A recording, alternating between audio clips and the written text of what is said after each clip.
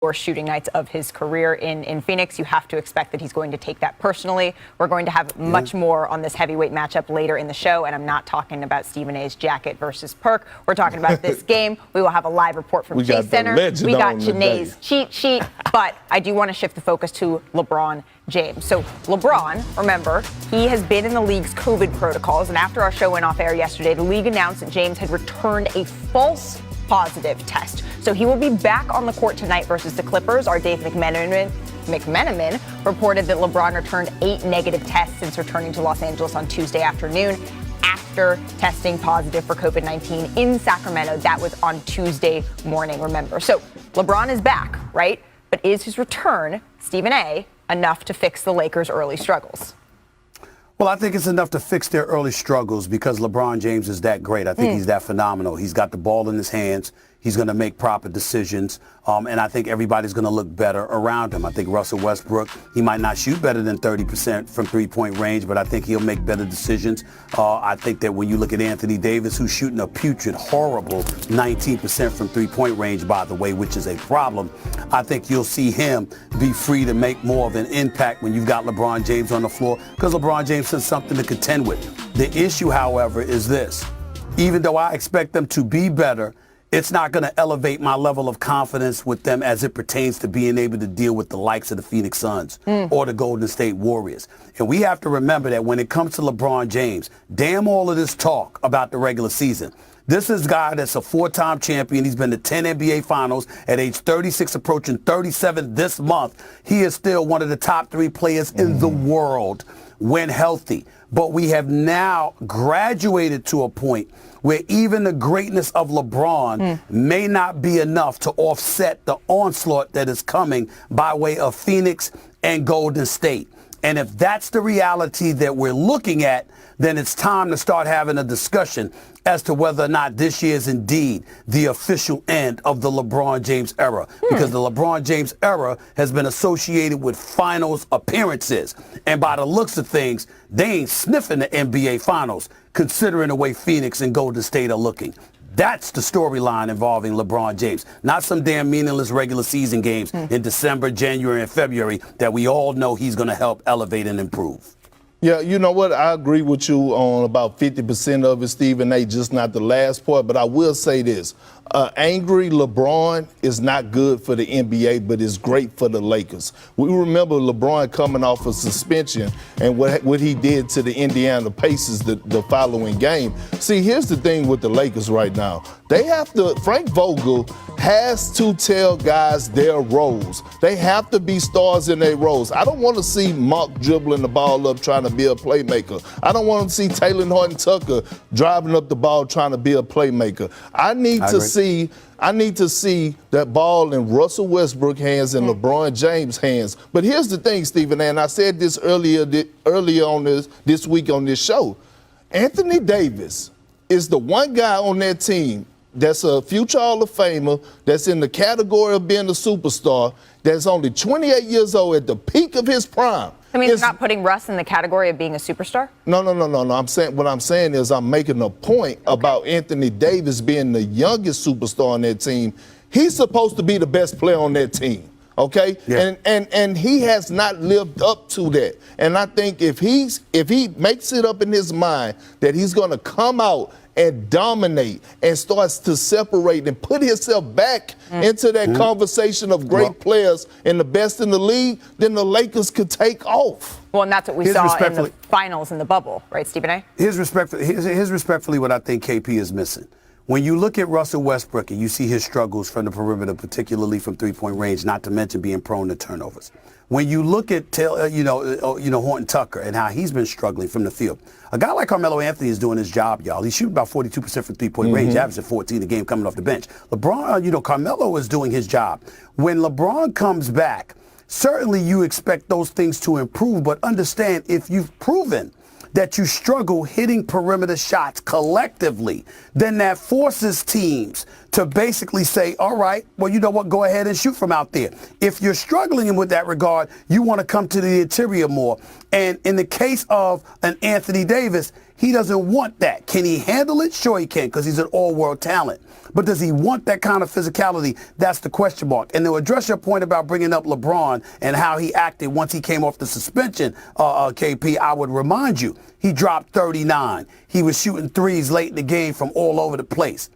But it took overtime, if I remember, to be the 9-15 Indiana Pacers team. Not 9-15 then, but 9-15 now. These are the Indiana Pacers. We ain't talking Golden State. We ain't talking Phoenix. We ain't talking Utah. And it's going to take a hell of a lot more than that to knock those dudes off, and a hell of a lot more help for LeBron James. Well, and to that point, you get Stephen that A. jacket over here. To that point, Stephen A., the Lakers, up until this point, they've played the good. third easiest schedule, right? But now, according to the team's win percentage, right, they now have the hardest schedule in the NBA coming up. So it's going to be a little bit of an adjustment for them. This is the test. It is right now. Yeah. Stephen A., thank you. Can you come back a little bit later in the show? Because we have a game we like to call Chop It or Drop It that we want to play with. Come on back. You know you want anything to. for you. Oh, anything for you, Malika. gosh, You know see? Perk, that's... I thought you we was homies. I mean, you and me, no, we're too, good. KP. Me and Sinead, it depends on the day. You don't think you come before her and Sinead, do you? I didn't say that. You don't think I'm just saying throw my name All in right, there, too. coming up on NBA Today, no John, no problem for the Grizzlies last night as they set an NBA record with a 73-point win over the Thunder. And much to the dismay of Stephen A. Smith, the Knicks got run by the Bulls. But who's to blame? Plus, major changes in the Rose City Blazers have moved on from Neil Olshey. Woj joins us live. NBA Today rolls on after the break. This is NBA Today, hosted by Malika Andrews, live from Los Angeles.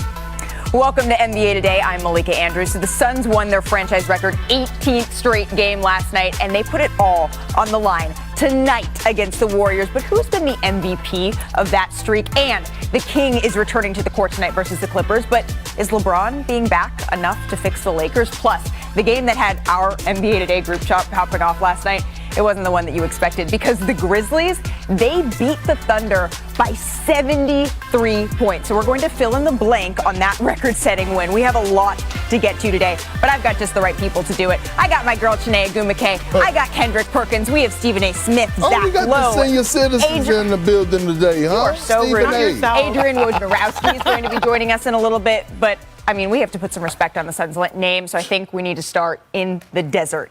18 straight wins. Let's go. Let's check out how they did it. So the Suns were hosting the Pistons last night. That could be an easy game to look over, right, guys? Especially Devin Booker was out with a hamstring injury. So Chiney, who had to step up for Phoenix in his absence. The role players, like right here, JaVale McGee, baby, missing 23 points a game because of D-Book, but the role players have really stepped up during this time. Well, McGee had 8 points in the first half, but then there was also Cameron Payne. He was everywhere. Look at the spin move that he had.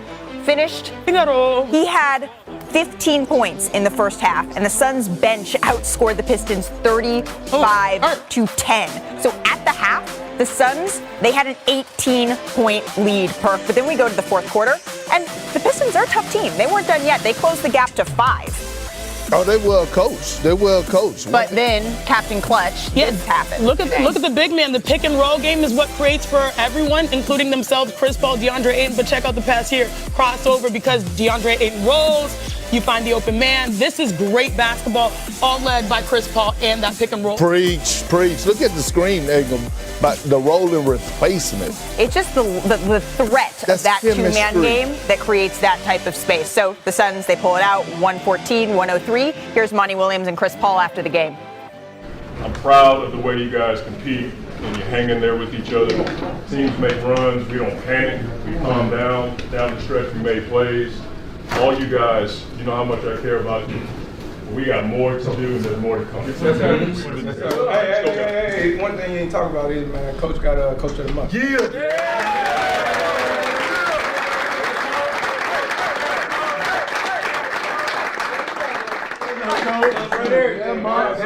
Everything. Love y'all. Bring it in. Come on. Together, 1, 2, 3. Together.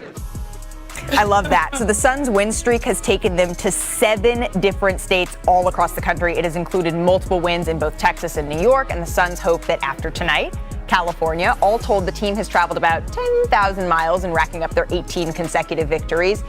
and then they're back at it tonight in San Francisco against the Warriors. I'll be on the sidelines, so please, everyone send some good travel juju to the travel powers that be, because I've got to make it. But before we look ahead, I do want to acknowledge that streak. 18 straight wins is beyond impressive when you consider it, especially when you think about the fact that 3 years, the Suns, they lost 17 straight games, right? So DeAndre Ayton, Devin Booker, Mikal Bridges, they were all on that team. So I want to take some time in this turnaround, right? So starting with Chiney, all three of those players have been key contributors to this streak.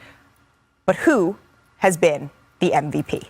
I think we got to give some flowers, and I know we use that phrase a lot in sports right now, but rightfully so to Chris Paul for him and his leadership, but also his ability to just, during this tumultuous time, potentially, they've just really been professionals. And we just saw the pick and roll and how effective. I mean, look at that dime with one hand. You have to look at these win streaks that he's been able to be a part of or shepherd. He did it with the Clippers. He did it with the Rockets. He's now doing it with the Suns. He leads the league currently in assists. Also on the other end, I think he's 4th in steals per game. So both ends, that's why they're winning basketball games, because of Chris Paul. Offensively, that pick and roll, but then also defensively, just getting after it. He's been the MVP of the streak to me. Perk? I'm right there with you, and there's no disrespect to DeAndre Ayton. I think he's playing phenomenal basketball. No disrespect to Devin Booker or Mikal Bridges and everybody else who has contributed. But look, let's take it a step further. Why is Chris Paul not in the conversation of MVP? Okay? I understand Steph Curry, Giannis, and Kevin Durant, but Chris Paul need to be in that top 5 conversation. We need to keep the same energy that we had when